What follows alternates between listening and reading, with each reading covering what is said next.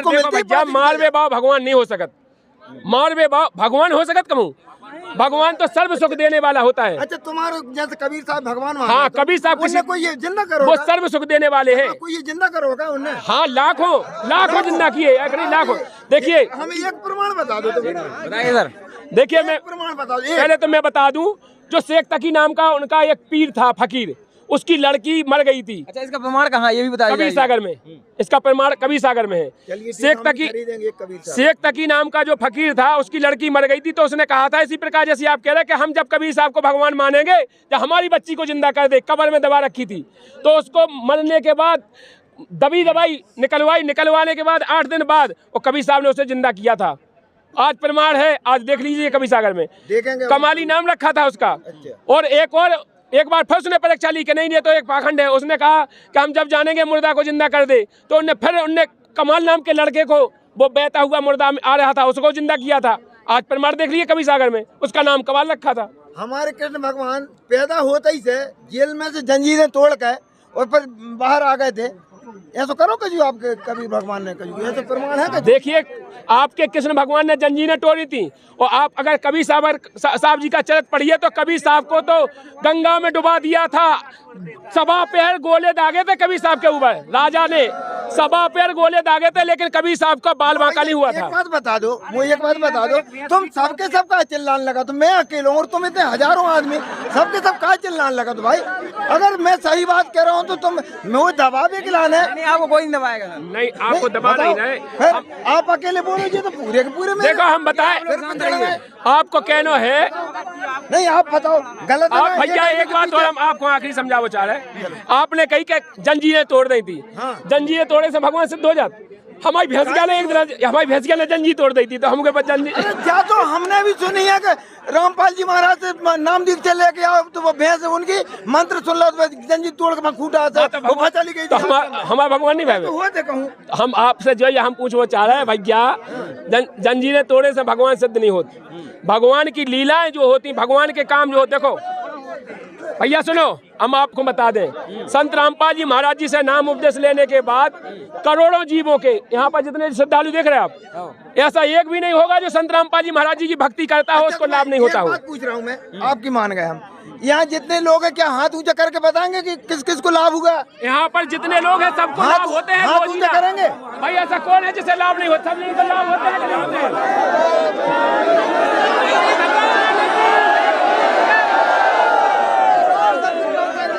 देखिए, यहाँ पर जितने जीव हैं सभी को संत रामपाल जी महाराज जी की भक्ति करने के बाद लाभ होते हैं। ठीक है, तो अब मैं भी कबीर सागर को पढ़ूंगा, फिर देखूंगा उसमें क्या है। संत रामपाल जी महाराज जी ने अपनी तरफ से एक बात नहीं लिखी है, ना एक किसी भी सत्संग में संत रामपाल जी महाराज जी ने अपनी तरफ से कुछ भी नहीं बोला है। जो हमारे हिंदू धर्म के, मुसलमान धर्म के, ईसाई धर्म के, सिख धर्म के जो भी हमारे सदग्रंथ हैं, उन ग्रंथों को प्रमाणित करके संत रामपाल जी महाराज जी ने उजागर किया है। नहीं तो उसी में से बता देते ना, पुस्तक छापने की क्या जरूरत थी? देखिए, पुस्तक तो इसलिए छापी है कि उनके आंसर कोडवर्ड लिखने के लिए, नहीं तो तुम कैसे ढूंढोगे? अगर हम उसी में से कह देंगे आपसे तो आप सुन के चले जाओगे, आप कैसे ढूंढोगे? तो पुस्तक में इसलिए छापा है ताकि आपको याद रहे कि गीता जी के अध्याय में फलानी जगह लिखा है, वेद में फलानी जगह लिखा है, जो श्रीमद् भगवत देवी पुराण है उसमें फलानी जगह लिखा है। जो उनके इसलिए प्रश्नों को याद रखने के लिए, समाज के लिए, कि समाज उनको याद करके और जा करके मिलान कर सके, इसलिए संत रामपाल जी महाराज जी ने पुस्तकें लिखी हैं। और उनका लिखने का उद्देश्य कुछ नहीं है, जो उनका लिखने का उद्देश्य केवल इतना ही है कि हमारे जो समाज में भ्रमता फैली हुई है, जो हमारे समाज में पाखंडवाद फैला हुआ है, हमारे समाज में इतनी कुरीतियाँ फैली हुई हैं जिनसे हमारा देश पूरा आज नाश हो चुका है, कगार पे खड़ा हुआ है हमारा देश। और वो केवल भगवान को छुड़ाते हैं, और जो कई सारे लोग हैं उनके मन में भी यही विचार ढालना है। तो बताइए, फिर इतने सारे लोग, इतने सारे जो गुरु हैं वो गलत तो नहीं हो सकते? बताइए सर। देखिए, संत रामपाल जी महाराज जी ने किसी भी देवताओं को नहीं छुड़वाया है। जितने भी धर्मगुरु कहते हैं कि संत रामपाल जी महाराज देवी देवताओं को छुड़वाते हैं, तो बिल्कुल गलत कहते हैं, सरासर गलत कहते हैं। संत रामपाल जी महाराज जी ने तो ये कहा है, किसी की निंदा करते ही नहीं है। उन्होंने तो कहा है कि तिनका कभू ना नींदिए, चाहे पाँव तले का हो। उन्होंने तो किसी की निंदा करना सीखा ही नहीं है, ना अपने शिष्यों को सिखाया है। तो वो ना निंदा करते हैं, ना हम लोग किसी की निंदा करते हैं। बात रही कितनी कि उन्होंने कहा है कि देवी देवताओं की भक्ति छुड़वा देते हैं, तो बिल्कुल भक्ति नहीं छुड़वाते हैं, उनकी सही भक्ति विधि बता देते हैं। आज तक हमको भक्ति विधि का पता ही नहीं था कि भक्ति विधि क्या है। हम तो केवल मन माने आचरण में फंसे हुए थे। ये बताइए, हिंदू धर्म के जितने भी धर्म गुरु हैं वो भक्ति विधि क्या बताते हैं? उनके पास बताने के लिए क्या है? पूजा बताने का क्या वो तरीका है? यही तो बताते कि राम का जाप करो, कृष्ण का जाप करो, राम का जाप करो, मंदिर जाओ। पूजा क्या बताते हैं आप बताइए हमको? पूजा को क्या बताते हैं? कुछ नहीं, बस यही बताते हैं राम का जाप करो। पूजा किस प्रकार से बताते हैं आप ये तो बताइए? पूजा है सर। मूर्ति पूजा तो कहते हैं। मूर्ति पूजा क्या क्या पूजा करते हैं? अरे भोग चढ़ाना, जैसे कि राम राम का जाप कीजिए। राम राम का जाप करना ही सब अगरबत्ती लगाना, दूध चढ़ाना और उसमें फल चढ़ा देना, हाँ। नींबू का काट तो चढ़ा वो तो यही देना, बताते हैं। नारियल फोड़ देना, ये पूजा है। तो वो बताते हैं ना यही सब, तो हम यही तो मानते हैं। फिर क्या मानते हैं? आप एक वही हम कह रहे हैं आपसे, तो इस बारे में बताइए जरा। मतलब प्रत्यक्ष को कोई प्रमाण की जरूरत नहीं होती है। वर्षों से चली आ रही सर। वर्षों से चली आई तो मतलब चली जाए। और क्या सर? आज हमें एक बताइए, ये सूट पैंट तुम्हारे पिताजी पहनते थे, आज जो तुम पहन के खड़े हुए? तो मेरी मर्जी है सर। अरे यार कैसे तुम्हारी मर्जी हो गई यार? अब यहाँ पर तुम्हारी मर्जी कहाँ से हुई? तुम्हारे चश्मा लगा के घूम रहे, तुम्हारा बब्बा लगा उतने पहले चश्मा। लगा देते सर, उनकी आंखें खराब हो अरे यार जाएंगी। जब आज तुम्हारी आंखें खराब हो गई का? तो मेरी मर्जी है। अरे यार, मैं जो तो मर्जी क्या हो गई? तुम परंपरा को क्या भूल रहे हैं यार? सनातनी परंपरा भूल गए यार। सनातनी परंपरा तो है ये मूर्ति पूजा करना और भगवान के लिए दूध चढ़ाना। इसके अलावा जो गंगा में स्नान करना, तीर्थों पर जाना, अपने यही सब तो है जो बरसों से गंगा में चले आ रहे नहाने हैं। से क्या हो जाएगा? अरे यार सभी लोग बताते हैं मोक्ष होता है, तो मोक्ष ही होगा, उसमें क्या है? बताओ भैया, आप उनको पता है गंगा में नहा से मोक्ष हो सकत? जब तीर्थ करे तभी तो मोक्ष होगा। देखिए हम बताएं, यह आडंबर है, कहीं भी नहीं लिखा है। और देखो मनमाने पूजाएं हैं, मनमाने जितना है ये सब मनमाना आचरण है। मनमाने आचरण से कुछ नहीं होगा। एक बताइए, गंगा जी में कितने जीव आत्माएं रहती हैं? मछली रहती है, कछुआ रहते हैं, कितने जीव जंतु रहते हैं। अगर उनका पहले मोक्ष नहीं हो जाता, तुम्हारा तो नंबर बाद में आता, वो तो गंगा ही में रहते हैं उनका भी मोक्ष हो जाएगा सर। यार। कबीर साहब ने कहा है, इसीलिए कबीर साहब ने एक वाणी लिखी है कि क्या हुआ गंगा के नहाए से, मीन कायना तरगयु को ओई जल में घर है, काभव जटा के रखाए से, काभव जटा के रखाए से, और मोय कायना तरगयु को सबा हाथ को पर है। मूड मुड़ाए हरि मिले तो सब कोई ले मुड़ाए, और बार बार के मूड से भेड़ना बैकुंठ जाए। काभव शंख के बजाय से गदा कायना तरगऊ को तो शंख ही जैसो सुर है। तो देखो इन आडंबर से मोक्ष नहीं होगा। संत रामपाल जी, पहले पूछे नाम बता। जी सर, मेरा नाम शैलेश साहू है और मैं एमपी का रहने वाला हूँ। बताइए सर, क्या क्वेश्चन है आपके? मेरे क्वेश्चन तो बहुत सारे हैं, जिनमें से फर्स्ट क्वेश्चन मेरा ये है कि काफ़ी लोग बोलते हैं कि संत रामपाल जी महाराज का सबसे हटकर ज्ञान है। और जैसे कि पता है कि ज्ञान गंगा पुस्तक भी कई सारे लोग पढ़ते हैं और मैंने भी पढ़ी है, तो उसमें ऐसी ऐसी बातें लिखी हैं जो बिल्कुल अचंभित कर देती हैं लोगों को। तो इसके बारे में सर से हम पूछना चाहेंगे। क्या अचंभित कर देती हैं? मतलब जैसे कि ब्रह्मा विष्णु महेश से भी बड़ा भगवान होता है। दूसरा, ब्रह्मा विष्णु महेश की भक्ति करने से मोक्ष नहीं होता है। और भी कई सारे क्वेश्चन हैं, लेकिन फर्स्ट क्वेश्चन तो मेरा यही है। बताइए सर। पहले आप अपना परिचय दीजिए। देखिए सर, मेरा नाम हेमंत दास है, मैं निवाड़ी जिला से रहने वाला हूँ, एमपी का हूँ। और जो सर ने कहा है कि संत रामपाल जी महाराज जी ने ज्ञान गंगा में लिखा है कि ब्रह्मा विष्णु महेश भगवान नहीं है, और उन्होंने कहा है कि वो मोक्ष नहीं हो सकता है ब्रह्मा विष्णु महेश की भक्ति करने से। संत रामपाल जी महाराज जी ऐसा कहते हैं। तो मैं ये बता दूं पहले आपके चैनल के माध्यम से, संत रामपाल जी महाराज जी ने अपनी तरफ से एक बात नहीं लिखी है, ना एक किसी भी सत्संग में संत रामपाल जी महाराज जी ने अपनी तरफ से कुछ भी नहीं बोला है। जो हमारे हिंदू धर्म के, मुसलमान धर्म के, ईसाई धर्म के, सिख धर्म के जो भी हमारे सदग्रंथ हैं, उन ग्रंथों को प्रमाणित करके संत रामपाल जी महाराज जी ने उजागर किया है। नहीं तो उसी में से बता देते ना, पुस्तक छापने की क्या जरूरत थी? देखिए, पुस्तक तो इसलिए छापी है कि उनके आंसर कोडवर्ड लिखने के लिए, नहीं तो तुम कैसे ढूंढोगे? अगर हम उसी में से कह देंगे आपसे तो आप सुन के चले जाओगे, आप कैसे ढूंढोगे? तो पुस्तक में इसलिए छापा है ताकि आपको याद रहे कि जी गीता जी के अध्याय में फलानी जगह लिखा है, वेद में फलानी जगह लिखा है, जो श्रीमद् भगवत देवी पुराण है उसमें फलानी जगह लिखा है। जो उनके इसलिए प्रश्नों को याद रखने के लिए, समाज के लिए, कि समाज उनको याद करके और जा करके मिलान कर सके, इसलिए संत रामपाल जी महाराज जी ने पुस्तकें लिखी हैं। और उनका लिखने का उद्देश्य कुछ नहीं है, जो उनका लिखने का उद्देश्य केवल इतना ही है कि हमारे जो समाज में भ्रमता फैली हुई है, जो हमारे समाज में पाखंडवाद फैला हुआ है, हमारे समाज में इतनी कुरीतियाँ फैली हुई हैं जिनसे हमारा देश पूरा आज नाश हो चुका है, कगार पे खड़ा हुआ है हमारा देश। क्वेश्चन का जवाब यही है तो कि ब्रह्मा विष्णु महेश संत रामपाल जी महाराज जी नहीं कहते हैं कि मतलब ये पूर्ण मोक्ष नहीं होता है। हमारे श्रीमद् देवी भागवत पुराण में लिखा है, हमारी देवी भागवत पुराण में 3रे स्कंद में स्पष्ट कह रहे हैं वो कि माता तुम तो शुद्ध स्वरूपा हो, तुम जनने वाली हो, मैं ब्रह्मा विष्णु महेश तुमसे उद्भातित हैं, हमारा तो जन्म मरण होता है और तुम ही नित्य हो, तुम ही, मतलब उन्होंने स्पष्ट स्वीकार किया है कि मेरा तो जन्म मरण होता है। तो जब उनको जन्म मरण हो जाए, बताओ वो मोक्ष दे दें हमें? जब ये खुद ही जन्म मरण में फंसे हैं तो हमारा मोक्ष कैसे हो जाए? बताइए सर। जैसे कि 95 जो हिंदू धर्म के जो गुरु हैं वो ये बताते हैं कि संत रामपाल जी महाराज का ज्ञान गलत है और वो केवल भगवान को छुड़ाते हैं, और जो कई सारे लोग हैं उनके मन में भी यही विचार ढालना है। तो बताइए फिर इतने सारे लोग, इतने सारे जो गुरु हैं वो गलत तो नहीं हो सकते? बताइए सर। देखिए, संत रामपाल जी महाराज जी ने किसी भी देवताओं को नहीं छुड़वाया है। जितने भी धर्मगुरु कहते हैं कि संत रामपाल जी महाराज देवी देवताओं को छुड़वाते हैं तो बिल्कुल गलत कहते हैं, सरासर गलत कहते हैं। संत रामपाल जी महाराज जी ने तो ये कहा है किसी की निंदा करते ही नहीं है। उन्होंने तो कहा है कि तिनका कभू ना नींदिए चाहे पाँव तले का हो। उन्होंने तो किसी की निंदा करना सीखा ही नहीं है, ना अपने शिष्यों को सिखाया है। तो वो ना निंदा करते हैं, ना हम लोग किसी की निंदा करते हैं। बात रही कितनी कि उन्होंने कहा है कि देवी देवताओं की भक्ति छुड़वा देते हैं, तो बिल्कुल भक्ति नहीं छुड़वाते हैं। उनकी सही भक्ति विधि बता देते हैं। आज तक हमको भक्ति विधि का पता ही नहीं था कि भक्ति विधि क्या है। हम तो केवल मन माने आचरण में फंसे हुए थे। ये बताइए, हिंदू धर्म के जितने भी धर्म गुरु हैं वो भक्ति विधि क्या बताते हैं? उनके पास बताने के लिए क्या है? पूजा बताने का क्या तरीका है? यही तो बताते कि राम का जाप करो, कृष्ण का जाप करो, राम का जाप करो, मंदिर जाओ। पूजा क्या बताते हैं आप बताइए हमको? पूजा को क्या बताते हैं? कुछ नहीं, बस यही बताते हैं राम का जाप करो। पूजा किस प्रकार से बताते हैं? ये तो पूजा है सर। मूर्ति पूजा तो कहते हैं। मूर्ति पूजा क्या पूजा करते हैं? अरे भोग चढ़ाना, जैसे कि राम राम का जाप कीजिए। राम राम का जाप करना, ही सब तो अगरबत्ती कहते हैं। लगाना, दूध चढ़ाना और उसमें फल चढ़ा देना, हाँ। नींबू काट तो वो चढ़ा तो यही देना, बताते हैं। नारियल फोड़ देना, ये पूजा है। तो वो बताते हैं ना यही सब, तो हम यही तो मानते हैं। आप एक बात बताइए, कहीं आपके जो धर्मगुरु हैं उन्होंने कहीं प्रमाणित बताया है कि ये पूजा इस प्रकार से करनी चाहिए, इस ग्रंथ में लिखी हुई है? अब जैसे एक चीज़ बताइए, जैसे मेरे पिताजी हैं, ठीक है, मेरे दादाजी हैं, वो बरसों से वही भक्ति करते आ रहे हैं, और फिर मैं जाकर कुछ विरुद्ध करूं तो वो तो प्रत्यक्ष को प्रमाण की जरूरत नहीं होती है सर। वही हम कह रहे हैं आपसे, तो इस बारे में बताइए जरा। मतलब प्रत्यक्ष को कोई प्रमाण की जरूरत नहीं होती है? वर्षों से चली आ रही सर। वर्षों से चली आई तो मतलब चली जाए। और क्या सर? आज हमें एक बताइए, ये सूट पैंट तुम्हारे पिताजी पहनते थे, आज जो तुम पहन के खड़े हुए? तो मेरी मर्जी है सर। अरे यार, कैसे तुम्हारी मर्जी हो गई यार?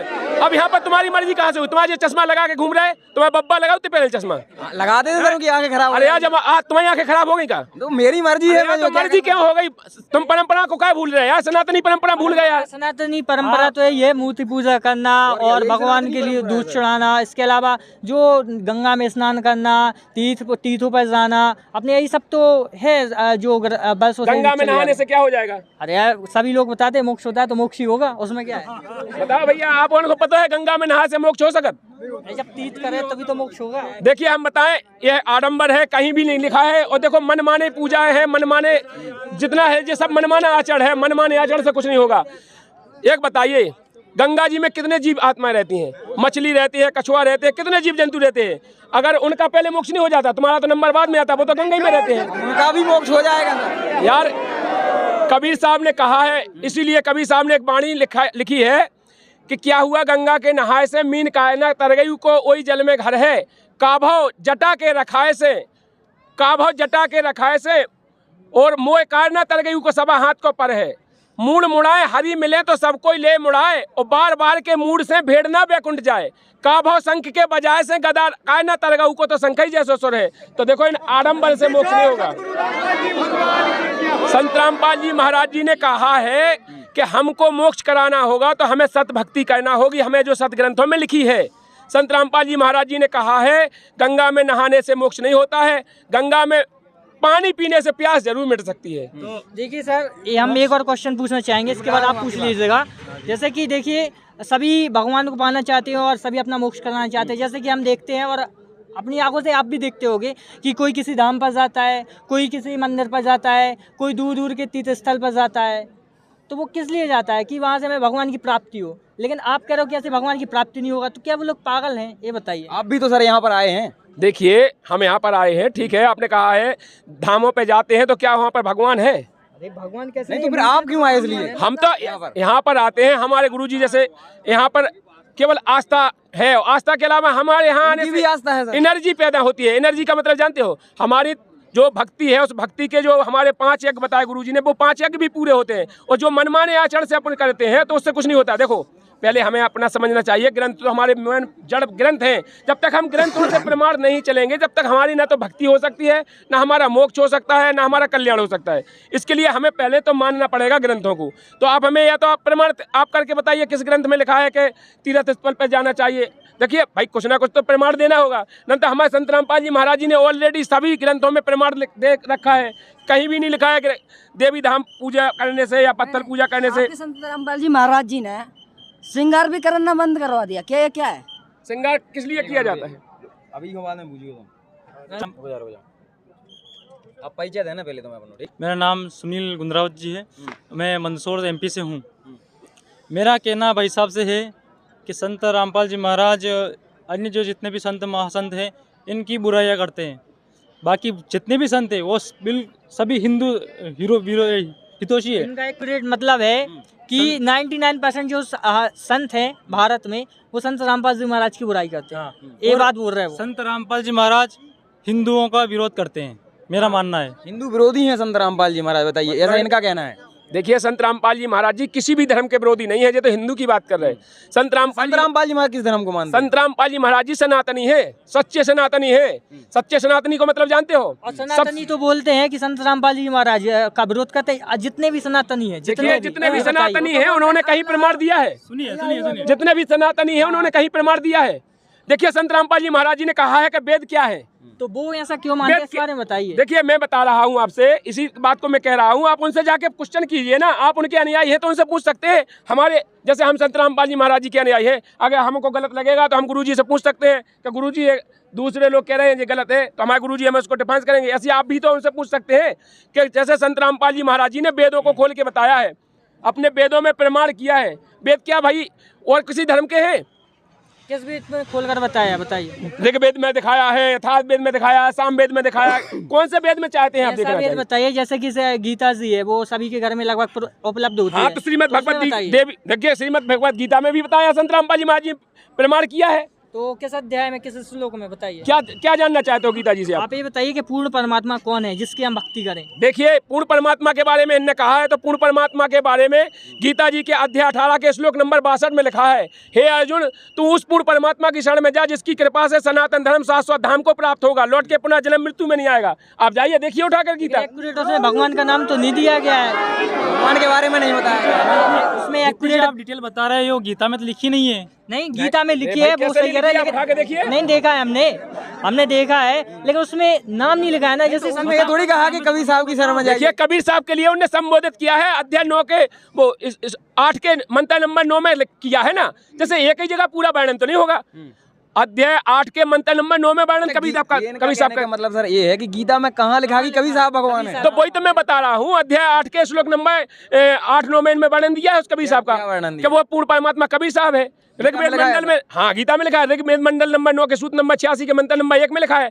कितनी जगह बताएं यार, हिंदू धर्म के सनातनी धर्म के लिखा है, आप उन्हें मान ही नहीं रहे। जो ये लोग संत रामपाल जी महाराज का सत्संग ऋग्वेद में बता रहे हो आप? हाँ, ऋग्वेद में लिखा में नहीं है। अरे गीता में लिखा है, मैंने बताया तो है। हाँ, अच्छा चलिए ठीक है। कबीर के बारे में जो संत रामपाल जी महाराज का इतना सत्संग आता है उसमें सदग्रंथ खोलकर बताते हैं, क्या तो वो लोग पागल है जो उनका सत्संग सुनते हो, वो उसमें प्रमाण नहीं देखते? बताइए, क्या वो ग्रंथ नहीं खोलते हैं? अगर जो पूर्ण परमात्मा को पाना चाहता है वो तीर्थ कर रहा है, वो स्नान कर रहा है गंगा में, ठीक है, तो वो क्या अपने सदग्रंथों को खोल कर नहीं देख पाता? आप बताइए। एक बात बताइए, अगर वो देखते होते तो उन्हें ये पद कभी पढ़ा नहीं होता।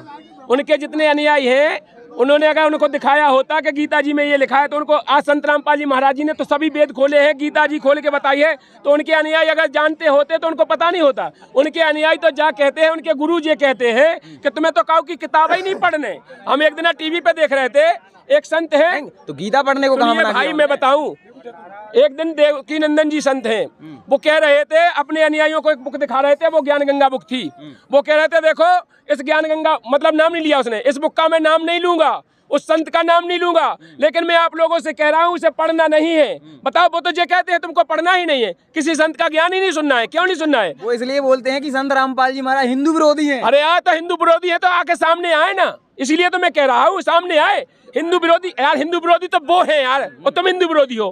बात कहें तो यार, हम जब बार बार प्रमाण दे रहे हो, तुम कह रहे तो हिंदू विरोधी तुम हो यार। नहीं तो इतना जो पक्ष है उनके पास जाता है, क्या वो अंधे हैं क्या सर, बताइए। यार पक्ष तो जैसे यार पक्ष होने से क्या हो जाएगा, पक्ष से हाल के शरण में IAS कलेक्टर सब हैं सर, पढ़े लिखे लोग हैं, बड़े बड़े VIP हैं, वो गलत कैसे हो सकते हैं? अरे यार तो संत रामपाल जी महाराज जी की शरण में तो भी कलेक्टर है, IAS है, उनकी शरण में तो है। देखो इससे डिफाइंड नहीं करता है, इससे प्रमाण नहीं होता है, भीड़ से प्रमाण नहीं हो जाएगा। अगर कहीं भीड़ इकट्ठी हो जाए, देखो भेड़ पूछ को पंडित पकड़े भादो नदी बहंगा, वो कहे कबीर जे भाव जल डूबे जिन्हें नहीं साधु सत्संगा। कबीर इस संसार को समझाऊं के बार, वो पूछ पकड़ के भेड़ की उतरन चाहत पार। जब भेड़ कैसी पूछ पकड़ाएं यार, भादों की नदी चढ़ी, वो भेड़ की पूछ पकड़ा के कह रहा कि ये पकड़ के चले जाओ, तुम पार हो जाओ यार, भादों की नदी चढ़ी हो, और तुम्हें भेड़ की पूछ पकड़ा के कहते पटक दे नदिया में, जाओ पार हो जाओ। जी हमारे साथ ही क्वेश्चन करना चाहते हैं, बताइए सर। जी भाई साहब बोल रहे हैं संत रामपाल जी महाराज जी के बारे में, ये तो अभी ही आए हैं। हमारे धर्मगुरु तो बहुत वर्षों से, कई सालों से ज्ञान देते आ रहे हैं। अब आप बोल रहे हैं संत रामपाल जी महाराज आए, अब आते इतना ज्ञान दे दिया उन्होंने क्या? सर इनका कहने का मतलब ये है कि संत रामपाल जी महाराज अभी आए हैं, लेकिन सनातन धर्म कितने वर्षों से चल रहा है? ये साधनाएं वर्षों से चल रही हैं जो संत रामपाल जी महाराज आज छुड़वा रहे हैं। देखिए मैं इसीलिए कह रहा हूँ भाई, देखिए अपने ग्रंथों में लिखा है, आज से 600 वर्ष पहले कबीर साहब आए थे। कबीर साहब ने पूरे जितने भी यहाँ पर धर्मगुरु हैं सबको निरुत्तर किया था कबीर साहब ने, जितने भी धर्मगुरु हैं। और उस समय जुलाहा का काम करते थे कबीर साहब, उनके 64 लाख शिष्य थे, उनके ऊपर इतनी यातनाएं दिलाई इन नकली धर्मगुरुओं ने, लेकिन परमात्मा ने किसी को एक फूल की छड़ी भी नहीं मारी। अगर वो चाहते तो कुछ भी कर सकते थे, लेकिन नहीं मारी। इसीलिए हर युग में वो हर समय परमात्मा आता है, ऐसा नहीं है कि नहीं आए। इतने दिन बन गए, हम आपसे पूछें, हमें आप जवाब दो, इतने दिन कट गए, आज तक जो मोबाइल टेलीविजन का नहीं चलो, 4 युग कट गए, जितने धर्मगुरु थे इनने का नहीं बनवा पाए। बताओ, मैं अभी को जवाब दो यार बहुत तो समय के हिसाब से सब अरे भैया तो समय के हिसाब से तो भगवान, साइंस चल रहा है, टेक्नोलॉजी नई नई आ रही है, तो उससे भगवान से कैसे जोड़ रहे हो? साइंस कहाँ चली गई थी? भगवान ने थोड़ी बनाई वो चीज़। एक बताए, साइंस भी होती है जहाँ से पैदा होता है, भगवान से पैदा होती है साइंस, ना कि साइंस से भगवान पैदा नहीं होता है। अगर भगवान चाहे 1 मिनट में किसी भी साइंस की बुद्धि फेल कर दे, एक नस्ल आउट कर दे, वो पन्नी बटोरत फिरे घूरे पे, ठीक है, साइंस खत्म हो जाता ही। उस परमात्मा ने, मैं आपको बता रहा हूँ, उसी परमात्मा की बदौलत है, उसकी परमात्मा की दया के कारण ही उसने बुद्धि दी है हम जीवों को कि आज हमने यहाँ पर प्रोजेक्टर बनवाया, हेलीकॉप्टर बनवाए, हवाई जहाज बनवाए, रेल बनवाए, कार बनवाए, कुछ भी बनवाए, ये सब उस परमात्मा की देन है। जीव बुद्धि की नहीं है, ये उस परमात्मा की बुद्धि देने का मतलब है, परमात्मा ने बुद्धि दी है। तो उस परमात्मा को, मतलब जब परमात्मा आता है जब ही तो वो बुद्धि देगा, जब ही तो विकसित होगा। उसने अपना ज्ञान अगर वो चाहता था तो पहले लीलाओं की तरह कह सकता था, लेकिन नहीं। आज परमात्मा इसी जगह, मतलब एक जगह बैठकर पूरी पृथ्वी को दिखाना चाहता था कि संत क्या होता है। आज वही दिखा रहा है सभी इंस्ट्रूमेंटों के माध्यम से। बताइए सर, क्या क्वेश्चन है आपका? परमात्मा बताना चाहते हैं। ये भाई साहब इतना बोल रहे हैं, ये परमात्मा किसको बता रहे हैं? किसको परमात्मा? देखिए परमात्मा कबीर साहब हैं, उसके अवतरित। एक मिनट कबीर साहब पे रुक जाइए आप। एक वो कबीर जो जुलाई का काम करता था, जो मुसलमान के उसके अंदर आइए सर, टुकड़ों पर पलता था, और जिसने मतलब एक बेस्या को हाथ पे बैठा के पूरे काशी शहर में घूमा था। ऐसे लोगों को ये भगवान बताते हैं, इनको शर्म आनी चाहिए थोड़ी। देखिए क्या देखिए, अब मेरी बात सुनोगे? अब मैं बस इतना ही कहना चाहता हूं। नहीं, आप रुकिए, आप रुकिए थोड़ा, आप रुकिए, आप पूरा सुन के जाइएगा। मैं आपका सम्मान करता हूँ। आपने कहा है कि कबीर साहब एक वेश्या के साथ और पूरी काशी में घूमे थे। देखिए वो एक संत की लीला है। आज संत रामपाल जी भी, महाराज जी भी वो लीला कर रहे हैं। वो संत थे। देखो सुनिए, मैं बताऊंगा आपको, पहले मेरा जवाब सुनिए। कबीर साहब एक जुलाहे का काम करते थे। आपने कहा उस जुलाहे ने, और वहां पर 64 लाख शिष्य पैदा किए एक जुलाहे ने। अच्छा, 64 लाख शिष्य थे। आप उनकी जीवनी देखिए, थे कि नहीं थे? उनकी जीवनी हमने बचपन में पढ़ी है। तो वो 1 जुलाई का काम करते थे और कभी बन गए ऐसे घूमते फिरते। कहाँ पढ़ी सर आपने? हम बचपन में पढ़ते थे, 5वीं 6वीं किताबों कबीर साहब के दोहे पढ़ते थे, कबीरदास जी के दोहे पढ़ते थे। लेकिन सुनिए, आप चूंकि सब संत रामपाल जी महाराज के अनुयायी हैं, उनके बारे में बोलेंगे, पहले सोचिए थोड़ा। एक जुलाहा जिसको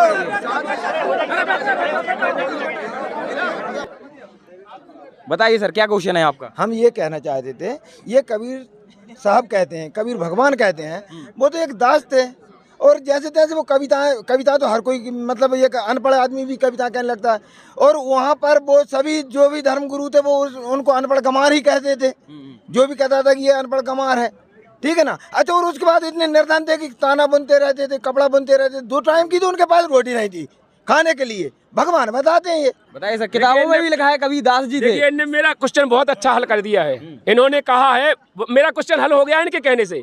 इन्होंने कहा है कबीर साहब एक मतलब दास थे, और वो उनके पास एक टाइम का खाना भी नहीं जुड़ता था, जुलाहे का काम करते थे। बिल्कुल सही बात है, लेकिन वो भगवान कैसे हो गए? मैं इसीलिए तो कह रहा हूँ कि जब एक जुलाहा जो ताना बुनता हो और वो लाखों करोड़ों लोगों का भंडारा 3 दिन तक चलवा दे काशी में, और नकली धर्म गुरुओं ने निमंत्रण दिया था संत कबीर साहब के नाम से कि कबीर साहब एक भंडारा कर रहे हैं, 3 दिन तक भंडारा चलेगा, और काशी में आओ लोगों, और सबको एक एक असरपी देगा, एक एक दोहर देगा। तो वहाँ पर पूरे विश्व के आप देखिए ना, कबीर सागर को पढ़िए, नहीं सुना तो आप उनकी लीलाओं को पढ़िए। तो उन्होंने कहा था, तो पूरी काशी में इतना बड़ा भंडारा 3 दिन तक चला, पूरी पृथ्वी के जितने भी संत थे सब पहुंच गए थे भूखे नंगे। देखो भाई साहब, आप तो ये रामपाल जी महाराज के लिए आप कह रहे हैं कि ये भंडारा कर रहे हैं, ऐसे उन्होंने किया होगा, ऐसा ये कर रहे हैं, ऐसा कुछ नहीं है। देखिए, मैं इसीलिए कह रहा हूँ कि एक जुलाहा इतना बड़ा भंडारा करा सकता है? आप बताइए। आज संत रामपाल जी महाराज जी भी, इसका कहाँ प्रमाण है कि उन्होंने भंडारा कबीर सागर में है ना। जब कबीर साहब की रचना पढ़ना है तो कबीर सागर पढ़ना होगा ना सर, प्रमाण है सर ऐसा? कबीर सागर को पढ़िए ना आप। देखिए, हमने कबीर जी के उनके दोहे पढ़े हैं, उनमें तो कहीं ऐसा नहीं लिखा कि इन्होंने भंडारा किया। ये कबीर सागर को भी पढ़ लीजिए, और गरीबदास जी का अमर ग्रंथ है, गरीबदास जी की वाणी में लिखा है, उसको पढ़ लीजिए। संत रामपाल जी महाराज जी ने सभी सदग्रंथों से भी प्रमाण किया है, उनको पढ़िए। अब अकेले कहने मात्र से कुछ नहीं होगा, आप प्रमाण देखिए। जो हमने पढ़ा वही बता रहे हैं ना हम तो। अच्छा, ये बताइए, मान लीजिए भगवान है, आपके बताए अनुसार संत हैं, लेकिन ये वेश्या के साथ घूमना, उसके गले में हाथ डालना, दारू पीना, ये कोई अच्छा काम है क्या? बताइए, भगवान के काम है ये भगवान का काम है। उनके 64 लाख शिष्य हुए थे। जब उनके 64 लाख शिष्य हो गए तो वो जानना चाहते थे कि हमारे जो शिष्य हैं, हम इनको सब सुख दे रहे हैं। मतलब कबीर साहब जी पूरे सुख देते थे उन्हें, तो वो चाहते थे कि हम इनकी परीक्षा लें कि जो सही तरह से हमारी भक्ति कर रहे हैं, हमको पूरी तरह से भगवान मानते हैं या नहीं मानते हैं। क्योंकि जब भी गुरु आता है तो वो शिष्य की परीक्षा लेता है कि जी हमारे सही नियम पर चल रहा है, हम इसका मोक्ष करेंगे कि नहीं करेंगे। तो उन्होंने वो लीला की थी, यदि हमारे सच्चे आप करो तो रामलीला, हम करें तो हरदंग लीला। आज हम किसी लड़की के साथ, किसी के साथ कोई फोटो खिंचवा लें तो वो मतलब हम वैसे वृत्ति करने लगे। फोटो उतरवाना अलग चीज हुई। उन्होंने तो सर्वत्र घूमे थे। आप बताइए कहाँ दारू पी थी? उन्होंने दारू पी थी? आपने कहा कहाँ लिखा है कि दारू पिया? बताइए हमें प्रमाण करके। हाथी पर बैठकर काशी में निकले थे, उन्होंने गंगा जल को हाथ में लिया था, गंगा जल की बोतल। आप बताइए कहाँ लिखा है? प्रमाण बताइए। सुनिए, मैं अगर एक उसमें बोतल में दारू पीने लगूं और मैं कहूँ नहीं ये तो गंगा जल, ये आप समझिए, पहले इनका कहना ये है कि उन्होंने दारू नहीं पी थी, वो गंगा जल था। इसका प्रमाण भी है सर? इसका प्रमाण है क्या? हाँ, इसका प्रमाण है कबीर सागर में। इसीलिए तो मैं कह रहा हूँ, देखिए, यदि आपको अपने पिताजी की जीवनी चाहिए तो उनके जो मतलब ग्रंथ, मतलब जो उनके सर्टिफिकेट होंगे उनमें देखोगे कि नहीं देखोगे? उसी से प्रमाण मानोगे कि नहीं मानोगे? या हम अपने पिताजी की अगर आप बल्दिया बताएंगे तो हमारे जो आधार कार्ड है, हमारे पैन कार्ड है, इनको देखोगे जब ही मानोगे कि नहीं मानोगे? इसी तरह कबीर साहब का अगर जीवन परिचय पढ़िए, कबीर साहब के ग्रंथ को पढ़िए, उसमें देखिए कि उन्होंने क्या पिया, क्या लीला। एक विधवा ब्राह्मणी के पैदा हुए थे। कौन कहता है कबीर साहब एक विधवा? पुस्तकों में बता देंगे, पुस्तक कहाँ, कौन पुस्तक में लिखा है सर? पुस्तकों में सर बताइए आप। देखिए, आप बताइए हमें प्रमाण। देखिए सर, कक्षा 10 की किताब में भी लिखा है कबीरदास जी के जीवन परिचय में। कहाँ लिखा? मैं यही तो कह रहा हूँ, कक्षा 9 की किताब हम लिख दे। देखिए कौन से ग्रंथ से लिखी है कक्षा 9 की किताब? कौन से ग्रंथ से लिखी है? अरे यार वेरीफाइड, हम अगर आज कोई चीज लिख जाए तो वह वेरीफाई हो जाए तो हो जाएगी। आज जैसे मोदी जी ने नाम बताया, आप हमें बताइए। हमारी एक बात बताइए, आप सुनिए, यदि मान लीजिए कि हम गलत बोल रहे हैं कि ये विधवा ब्राह्मणी से पैदा नहीं हुए, वो तो ऑथेंटिक पुस्तकों में जो गवर्नमेंट को उसमें अपन पढ़ते भी हैं उसमें भी लिखा है उनकी जीवन परिचय में। लेकिन आप ये बताइए कि सरकार ने अभी तक ये क्यों नहीं लिखवाया कि ये कबीर साहब भगवान है? आपके कहने अनुसार ये भी तो लिखवा सकते थे आप, जब इतने बड़े उनको भगवान मान रहे तो। मैं आपको बताऊं, सरकार को यदि पता पड़ जाए कि संत रामपाल जी महाराज भगवान है या कबीर साहब भगवान थे तो हम आत्मा नंबर नहीं लगता। बड़े बड़े VIP जो उनके SI हैं, बे उनको नंबर लगता, तुम्हें को ना पूछते है तेरा, तो बोला आप आओ तो ना को आप आओ तो नहीं पूछे तो मतलब हमारी बात सुनिए। तो आज हम बता दें आपको, जितने भी सरकार को आज तक पता तो है नहीं, सरकार को कोई ज्ञान नहीं हुआ है। क्यों? सरकार मूर्ख हाँ, है। सरकार तो मूर्ख है। सरकार कौन चलाता है? आप अकेले समझदार हैं। अरे भाई, हम इसलिए कह रहे हैं, अगर ग्रंथों को मानोगे तो देखो भैया, मैं अकेला हूँ और आप सैकड़ों की तादाद में हैं, तो इसका मतलब ये नहीं कि आप हमको दबा दो। मैं दबा नहीं सकते आप मैं हमको। दबाना नहीं चाहता हूँ। कोई नहीं दबाएगा, मैं आपके साथ हूँ सर। देख, ये सच्चाई को दबा नहीं सकते आप। नहीं सर जी, मैंने बिल्कुल आपको दबाना नहीं चाहता हूँ, मैं किसी को भी दबाना नहीं चाहता हूँ, मैं केवल आपको सच्चाई का मार्ग दिखाना चाहता हूँ। मैं आपसे इसलिए रिक्वेस्ट कर रहा हूँ, देखिए पहले तो मैं बता दूं आपको, जो आपने कहा आपने कह लिया, मैं आप सर कहूँगा। देखिए, कोई भी बात हो आप प्रमाण सहित हाँ, बताइए। प्रमाण सहित बताऊंगा। प्रमाण तो मानेंगे ना सर आप? प्रमाण मानेंगे। हम भी नाम ले लेंगे यदि प्रमाण सही हुए तो। देखिए मैं आपको बता दूं, वेदों में प्रमाण है कि कबीर साहब कैसी लीला करता है। ऋग्वेद मंडल नंबर 9 सूत्र नंबर 86 के मंत्र नंबर 1 में, ऋग्वेद मंडल नंबर 10 86 के मतलब मंत्र नंबर 1 के मतलब कई जगह है, हम आपको ज्ञान गंगा से प्रमाण दिखा देंगे, और उनमें आपको वेदों में दिखा देंगे।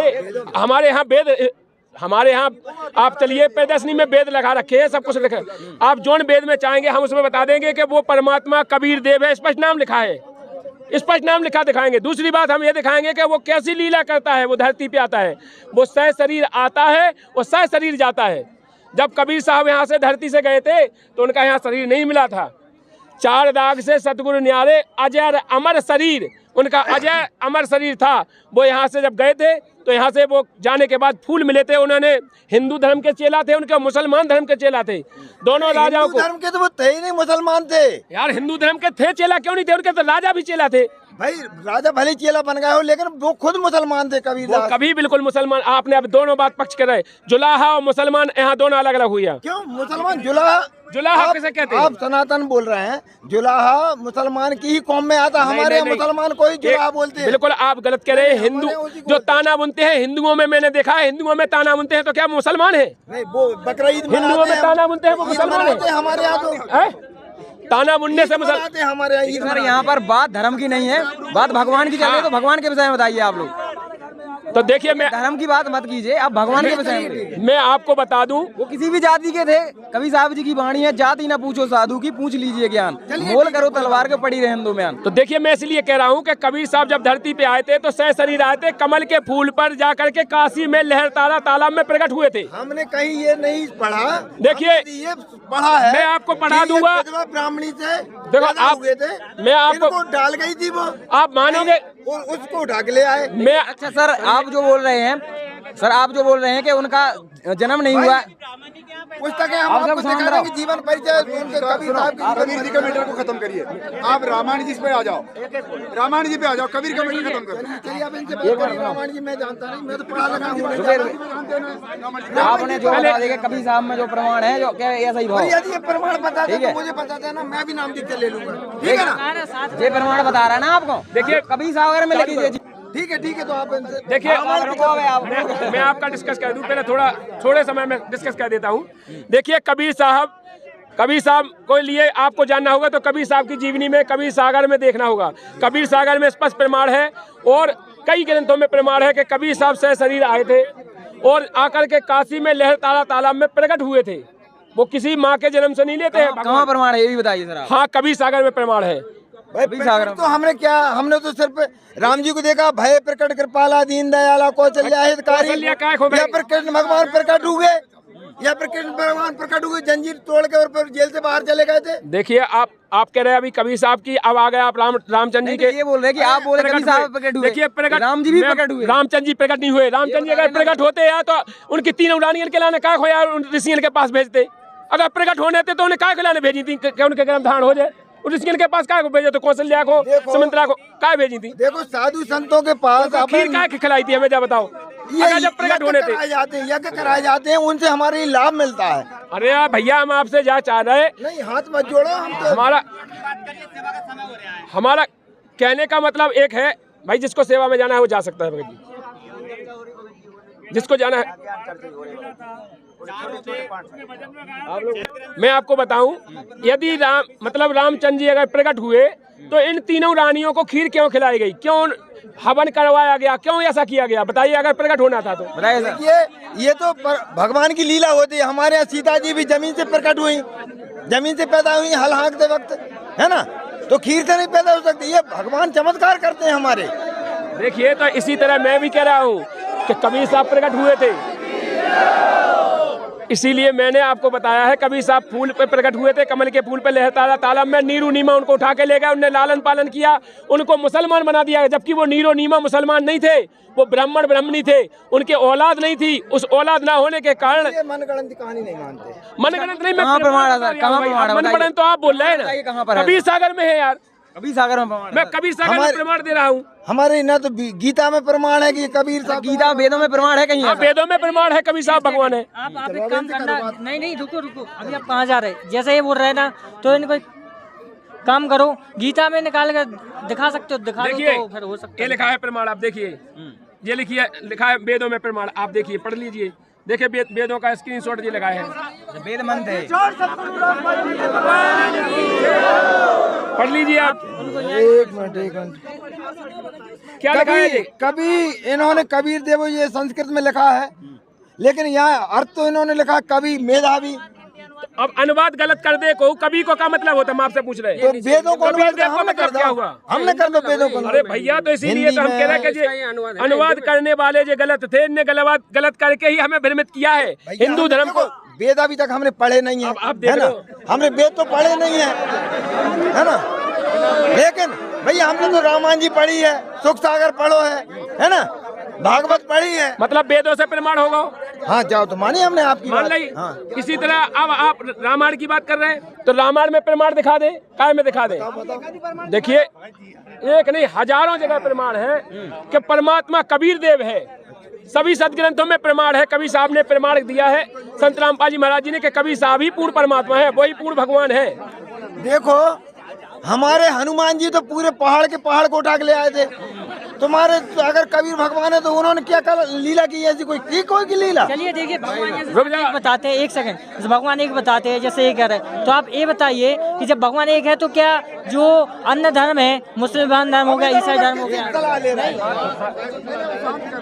आप लोग शांत रहिए, आप लोग शांत रहिए। देखिए, उसमें भी आप बता सकते हैं। क्या बोल रहे हैं आप, बोलिए आप। अब रहा शांत रहो, आप इनका जवाब दीजिए पहले सर। इन्होंने क्या कहा है पहले हमें ये बताइए। बताइए सर, क्या जवाब? मैंने ये कहा कि हमारे हनुमान जी ने तो पर्वत को उठा लिया था, पर्वत को उठा लिया था। आपके भगवान यदि कबीर साहब उन्होंने कोई लीला की है ऐसी कोई? बताइए, देखिए, हनुमान जी ने पर्वत उठा लिया था। मैं आपको बता दूं, अगर पर्वत उठा लिया तो फिर हनुमान जी को भगवान क्यों नहीं मानते हो, रामचंद्र जी को क्यों भगवान मानते हो? मानते हैं ना हम, हनुमान जी को भी मानते हैं। साहेब, भगवान क्या होते हैं? राम राम। हनुमान जी ने पर्वत उठा कर ले जा रही थी बूटी राम लक्ष्मण को, लेकिन परमात्मा ने तो पूरी संसार उठा कर सूजी की नकी में से काट दिया। अब भैया, अब आप लोग हजारों की तादाद में हो, जो कुछ कहो भाई मानना पड़ेगा, कहते रहो। सूजी की नाके में से कैसे निकाल दिया? सूजी के नाके में से कैसे निकाल दिया? आप लोग बिगाड़ रहे हो चीज को, आप लोग वीडियो को ना बिगाड़ो, आप लोग शांति बनाओ, सुनो केवल आप लोग। बताइए सर, क्या क्वेश्चन है आपका? देखिए सर, मैं ये कह रहा था कि हमारे हनुमान जी जो कि राम जी के सेवक थे, जब उन्होंने पर्वत उठा लिया था, संजीवनी बूटी लेके गए थे, जब लक्ष्मण जी को शक्ति लगी थी उस समय, तो इनके कबीर साहब ने ऐसी कौन सी लीला कर दी जो भगवान बताते हैं उनको? बताइए सर, हनुमान जी ने पहाड़ उठा दिया था। देखिए, अगर पहाड़ उठा लिया तो क्या भगवान हो गए? अरे शेष नांग पृथ्वी धरी और दो नागर हनुमंत, और हम इनसे पूछे बता दो अब इनमें कौन भाव भगवंत, अब को है भगवंत बताओ कभी सर। हाँ, तो शेषनाग को भी तो हम भगवान मानते हैं, उनकी भी पूजा करते हैं। तो शेषनाग भगवान है कि हनुमान जी हाँ, भगवान हम उनको भी पूजते हैं। भगवान है, बेचा तो बताओ। 33 करोड़ है, 33 करोड़ भगवान है यार। हम लोगों की 33 करोड़ देवता है। देखो, देवता अलग बात होत और भगवान अलग बात होत। भगवान सबका मालिक एक है, देवता अनेक हो सकते हैं, लेकिन भगवान एक होता है, सबका मालिक एक है। उस मालिक को पाने की विधि भी आप भी मानते हैं सबका मालिक एक है? हाँ, ये तो हमने सुना है कि परमात्मा एक है। भगवान भी एक ही होगा सर फिर? अच्छा, तो उसका प्रमाण बताओ ना कि परमात्मा, फिर उसका गीता जी में बता दो। देखिए, इसीलिए तो कह रहे हैं कि प्रमाण, इसीलिए हमको बता रहे हैं आपको कि भगवान एक हो। आप कह रहे हैं कि हमारे 33 करोड़ भगवान है। देवता हैं, हम मानते हैं देवता हैं। देवता है। हम तो नर्मदा जी को भगवान मानते हैं, गंगा जी को मानते हैं, हम स्नान करने भी जाते हैं, अस्थियां विसर्जित करने भी जाते हैं, और हम लोगों का मोक्ष होता है। मोक्ष होता है और फिर मोक्ष होता है, फिर तुम्हारे धर्म गुरु 13 काय हो करो, फिर श्राद्ध काय को निकाल। उसके मोक्ष के लिए अरे करवाते मोक्ष हैं। जब हो ही गया फिर 13 श्राद्ध काय के लाने करत भैया यार। देखिए क्या होता है कि जैसे हमारे उसमें गमी में कोई आता है तो फिर उसके लिए भोजन वोजन तो कराना पड़ता है, तो उसके उनकी श्राद्ध भी निकालते हैं। देखिए मैं आपसे यही कह रहा हूँ कि जब हमारे पूर्व जनों का, जैसे हमारे सनातनी धर्म वाले हमारा मोक्ष कराते चले आ रहे हैं, आप कह रहे हैं ना गंगा जी में नहा लेते हैं मोक्ष हो जाता है, और जब मोक्ष कराते चले आ रहे हैं तो फिर श्राद्ध किस लिए निकालते हैं? वे तो जा कह रहे ना तुम्हारे धर्म गुरु के हम श्राद्ध निकाल लो और तुम्हारे जो पितृ होंगे उनको तृप्त हो जाएंगे, पितरों को खिला देंगे। जब उनको मोक्ष होगा पितृ कहाँ से बन रहा है? तो पितृ बना रहा है वे, देखो हमारे जवाब हो जाने, या तो वे तुम्हारे पूर्व जन्म को पितृ बना रहे तो फिर 13 ही श्राद्ध करा रहे, और अगर मोक्ष हो जाता तो फिर 13 ही श्राद्ध करावे की क्या जरूरत थी? हमें बताओ। देखिए ब्राह्मणों को भोजन कराने से उनसे भी हमारे पुण्य कर्म बनते हैं। अरे यार भोजन हम फिर श्राद्ध तो नहीं निकाले, हम पितृ तो ना अपना, हम ब्राह्मण को भोजन करा ले, फिर जब श्राद्ध निकालना 13 ही कहना जो का है, फिर जो पाखंड नहीं है। अच्छा गीता जी हम बता सकते हो कि श्राद्ध नहीं निकालना? हाँ बता सकते हैं ना। गीता अध्याय 9 के श्लोक नंबर 25 में स्पष्ट कहा है कि भूतों को पूजने वाले भूत बनते हैं, पितरों को पूजने वाले पितृ बनते हैं, और देवताओं को पूजने वाले देवगति को जाने के बाद पुनः जन्म मृत्यु में आते हैं, और मेरा पूजन करने वाले मुझे प्राप्त होते हैं।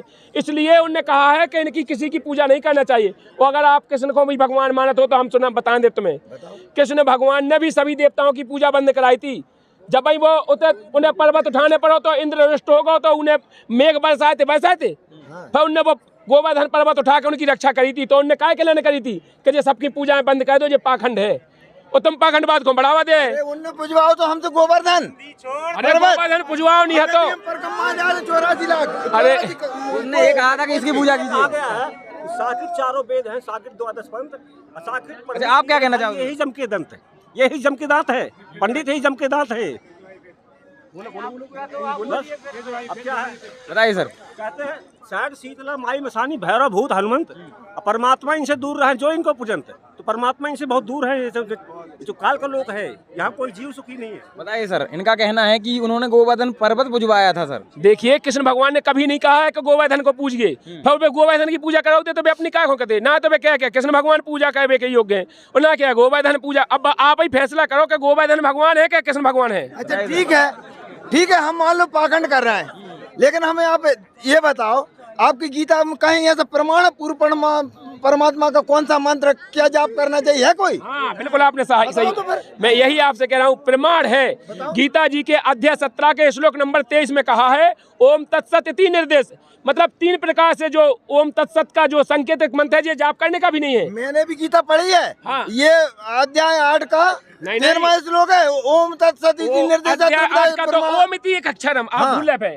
अध्याय 8 का 13 ओम का मंत्र ब्रह्म तक की साधना के लिए उन्होंने कहा है, वो ब्रह्म वाला केवल ओम है, ब्रह्म तक की साधना के लिए है। अच्छा आप क्या कह रहे हैं? हाँ पूर्ण परमात्मा की साधना के लिए गीता अध्याय 17 का श्लोक नंबर 23 है। क्या है? उसमें ओम तत्सत 3 निर्देश 3 प्रकार से जो मंत्र देगा, ओम और तत्सत जो संकेतक मंत्र है। ओम तत्सत हम भी मंत्र का जाप करते हैं, ओम तत्सत का करते हैं ना हम। कैसा करते हैं आप? ओम तत्सत कहते हैं। बताओ यार। अरे हम माला जपते हैं ओम तत्सत की। अगर सुनो हम आपसे पूछ रहे हैं, ओम तत्सत सुनो बिजली का कनेक्शन लेने के बाद हमें बिजली से लाभ होगा, ना कि हम बिजली जाप करने लगे तो लाभ हो जाएगा। हम बिजली का जाप करने लगे, हम भी बिजली का जाप कहते हैं, बिजली बिजली बिजली बिजली बिजली बिजली बिजली हमारे तो बल्ब जल जाए।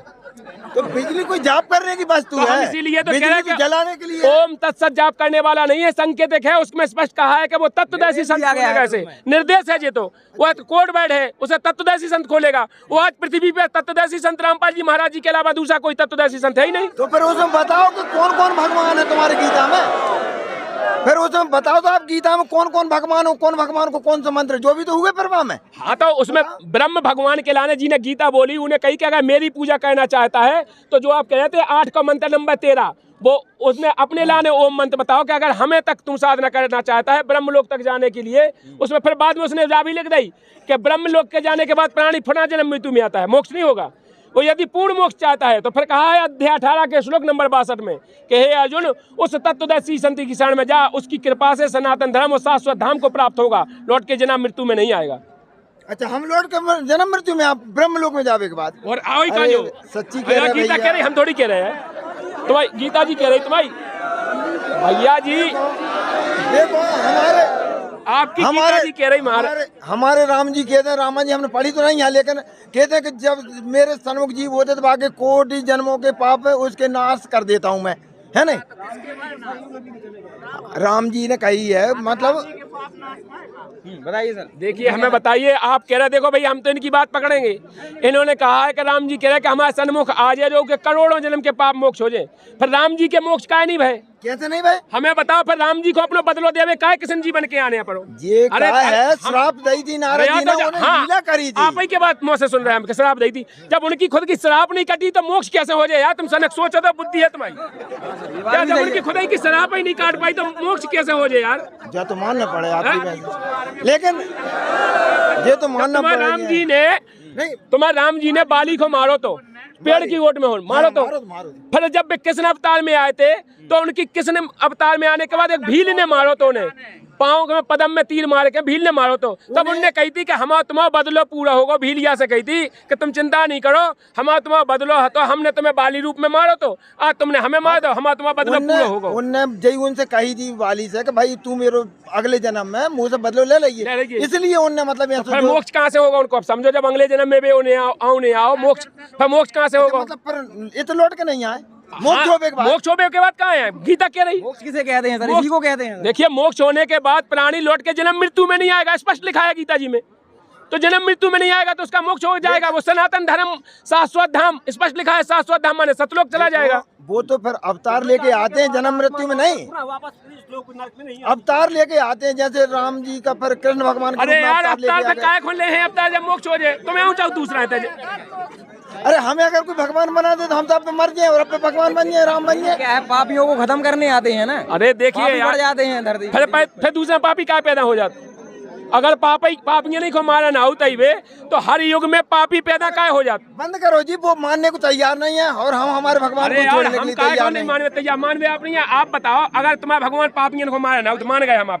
रावण मारो, कंसे मारो, भगवान मारा था मार दे सो भगवान हो, पापियों है तो मारना पड़ेगा। मार दे सो भगवान हो का नहीं हुए तो हम बंदूक पकड़े ले सबको मारे दे तो कम हम भगवान हो जाए। तुम्हें सजा हो गए। हाँ, हमें क्या सजा हो जाए? भगवान ने बनाओ भाई ये का जो राक्षस हैं, ये भी तो इंसान है, ये राक्षस हैं। अरे यार तो तुम कैसे कह सकते राक्षस मारते? देखो उन्होंने ना तो कोई यज्ञ हवन करा। रावण कहाँ से तुम राक्षस सिद्ध कर रहे? रामचंद्र जी ने मारो, कहाँ से राक्षस सिद्ध कर रहे? देखो राक्षस ने सीता जी को हरण कर। अरे सीता जी को तो आज भी तो कई अपहरण कर रहे, तो उन्हें भी तो दंड मिला था। तो दंड उनकी मृत्यु करवा दो, उनको भगवान बना दो, सबको मिला।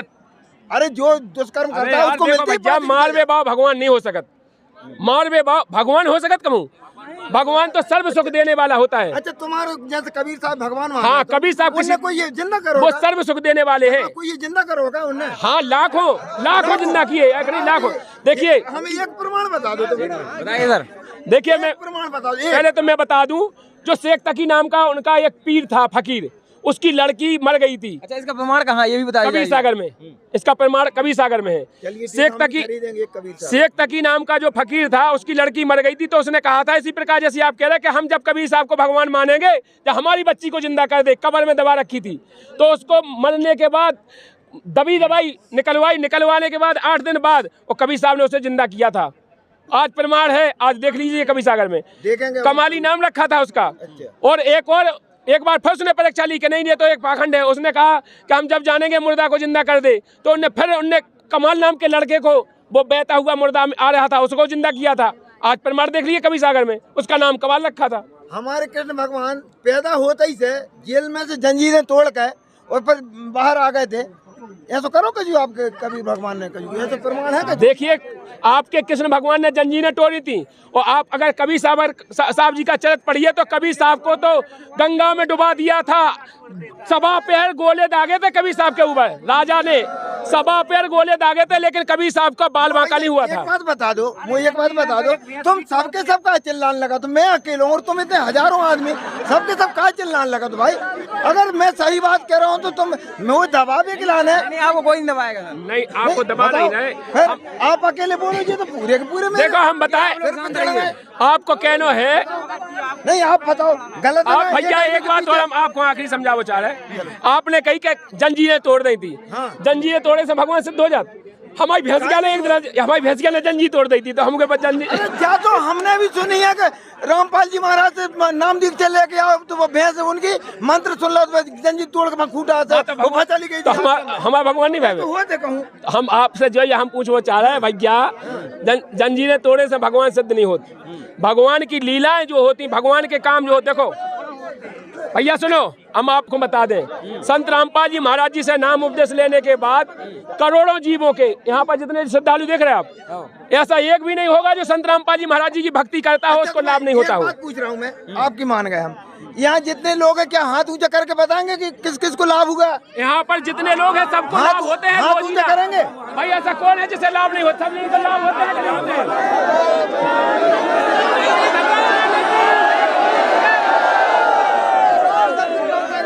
देखिए यहाँ पर जितने जीव हैं सभी को संत रामपाल जी महाराज जी की भक्ति करने के बाद लाभ होते हैं। ठीक है तो अब मैं भी कबीर सागर को पढ़ूंगा फिर देखूंगा उसमें क्या है आपकी लीला। ठीक है, तो धन्यवाद सर। तो आप बोल दो अपना। तो दर्शकों देखिए आज की जो डिबेट है वो समाप्त हो चुकी है। वीडियो को लाइक कीजिए, चैनल को सब्सक्राइब कीजिए। मिलते हैं किसी अन्य डिबेट में।